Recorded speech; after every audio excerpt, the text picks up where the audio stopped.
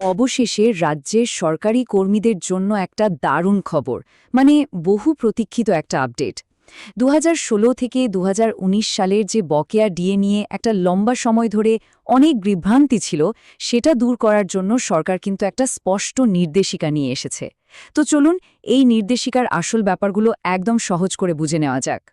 কিন্তু সবচেয়ে বড় যে প্রশ্নটা সবার মনে আসছে সেটা হলো, সবাই কি এখনই বকেয়া টাকাটা হাতে পেয়ে যাবেন, নাকি এখনও কয়েকজনকে অপেক্ষা করতে হবে? এই প্রশ্নটা কিন্তু অনেকের মাথাতেই ঘুরছে, তাই না? চলুন তো এর উত্তরটা খোঁজা যাক। এই যে এতদিনের একটা বিভ্রান্তি চলছিল, এটার সমাধান করার জন্যই কিন্তু রাজ্য সরকার আইএফএমএস আর এইচআরএমএস পোর্টালের মাধ্যমে একটা নতুন গাইডলাইন এনেছে। মানে এখন থেকে এই ডিজিটাল সিস্টেম ব্যবহার করেই বকেয়া মেটানোর পুরো কাজটা হবে। আশা করা যায় এতে সব ধোঁয়াশা কেটে যাবে। তবে হ্যাঁ, শুরুতেই একটা বিষয় একদম পরিষ্কার করে নেওয়া দরকার। এই যে নির্দেশিকাটার কথা আমরা বলছি, এটা কিন্তু শুধুমাত্র পশ্চিমবঙ্গ রাজ্য সরকারি কর্মীদের জন্য। মানে রাজ্যের সাহায্যপ্রাপ্ত স্কুলগুলোর শিক্ষক শিক্ষিকাদের জন্য এখনও কোনো অর্ডার আসেনি। তাই এই তথ্যগুলো শুধু রাজ্য সরকারি কর্মীদের জন্যই, এটা মাথায় রাখতে হবে। আচ্ছা, তাহলে চলুন এবার নতুন নির্দেশিকা নিয়ে একটু বিস্তারিত আলোচনা করা যাক। আর শুরুটাই করা যাক সেই প্রশ্নটা দিয়ে, যেটা হয়তো সবার মনেই ঘুরছে। কাদের বকেয়া টাকা পেতে আরও কিছুদিন অপেক্ষা করতে হবে? দেখুন, নির্দেশিকা অনুযায়ী কয়েকটা নির্দিষ্ট গ্রুপের কর্মীদের বকেয়া কিন্তু এই প্রথম ধাপে গণনা করা হচ্ছে না। মূলত দুটো গ্রুপকে আপাতত অপেক্ষা করতে হচ্ছে। কারা তারা? প্রথমত, যারা ১ জানুয়ারি ২০১৬ থেকে ৩১ ডিসেম্বর ২০১৯ পর্যন্ত ডেপুটেশনে ছিলেন। এর কারণটা হল এইচআরএমএস সিস্টেমে ডেপুটেশনের সময়কার বেতনের ডেটা সরাসরি পাওয়া যায় না।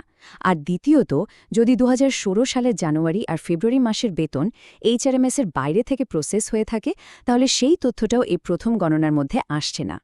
হ্যাঁ, জানি এই খবরটা শুনে একটু হতাশ লাগতেই পারে।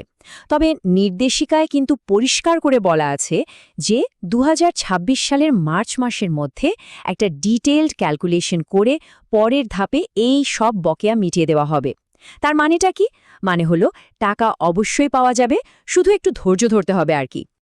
আচ্ছা, এবার আসা যাক সেই সব কর্মীদের কথায় যারা এর মধ্যে রিটায়ার করেছেন অথবা দুর্ভাগ্যবশত আর আমাদের মধ্যে নেই।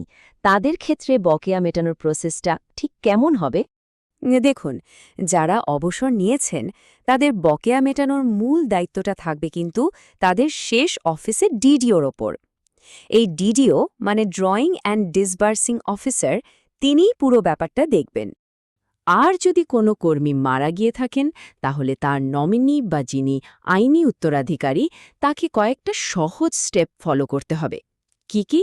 প্রথমে শেষ অফিসের ডিডিওর সাথে যোগাযোগ করতে হবে। তারপর যা যা দরকারি কাগজপত্র আছে সেগুলো জমা দিতে হবে। আর সব শেষে প্রাপ্য টাকাটা কালেক্ট করে নিতে হবে। খুবই সহজ। দেখুন, চাকরির জীবনে তো অনেক কিছুই হয়, তাই না? যেমন ধরুন প্রমোশন বা সাসপেনশন। এই ধরনের বিশেষ ক্ষেত্রে বকেয়ার হিসেবটা কিভাবে হবে সেটাও কিন্তু গাইডলাইনে একদম পরিষ্কার করে বলে দেওয়া হয়েছে। চলুন কয়েকটা উদাহরণ দিয়ে ব্যাপারটা বুঝি। যেমন ধরুন, কেউ যদি গ্রুপ ডি থেকে গ্রুপ সিতে প্রমোশন পান আর তার জিপিএফ অ্যাকাউন্ট যদি এজি বেঙ্গল ম্যানেজ করে, তাহলে বকেয়া টাকাটা সোজাসুজি জিপিএফে চলে যাবে। কিন্তু যদি জিপিএফ অ্যাকাউন্ট না থাকে, তাহলে টাকাটা সরাসরি ব্যাংক অ্যাকাউন্টে আসবে। আর সাসপেনশনের সময়কার বকেয়ার হিসেবটা হবে শুধু তখনকার সাবসিস্টেন্স পেয়ের উপর ভিত্তি করে। এবার একটা খুব জরুরি বিষয় কিন্তু জেনে রাখা দরকার। এই যে আইএফএমএস বা এইচআরএমএস সিস্টেম, এটা কিন্তু নিজে থেকে সবকিছু ক্যালকুলেট করবে না। কিছু নির্দিষ্ট নিয়মকানুন আছে যেগুলো সিস্টেমের আওতায় নেই। এই ব্যাপারগুলো কর্মীদের নিজেদের একটু খেয়াল রাখতে হবে। তো সিস্টেম কি কি হিসাব করবে না?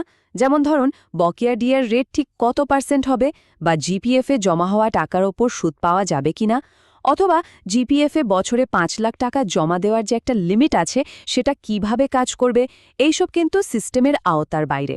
এগুলোর জন্য অর্থ দপ্তরের সরকারি নির্দেশিকা মানে জিও দেখতে হবে। আর সবশেষে সম্ভবত সবচেয়ে কাজের খবরটা, প্রত্যেক কর্মী কিভাবে নিজের স্ট্যাটাস চেক করতে পারবেন। খুব শিগগিরই পোর্টালে একটা নতুন অপশন আসতে চলেছে, যার মাধ্যমে প্রত্যেক কর্মী নিজেই নিজের বকেয়া দিয়ে স্ট্যাটাসটা সরাসরি দেখে নিতে পারবেন। মানে এর জন্য আর কাউকে জিজ্ঞাসা করতে হবে না বা অপেক্ষা করতে হবে না। তাহলে পুরো আলোচনা থেকে আসল কথাটা কি দাঁড়ালো?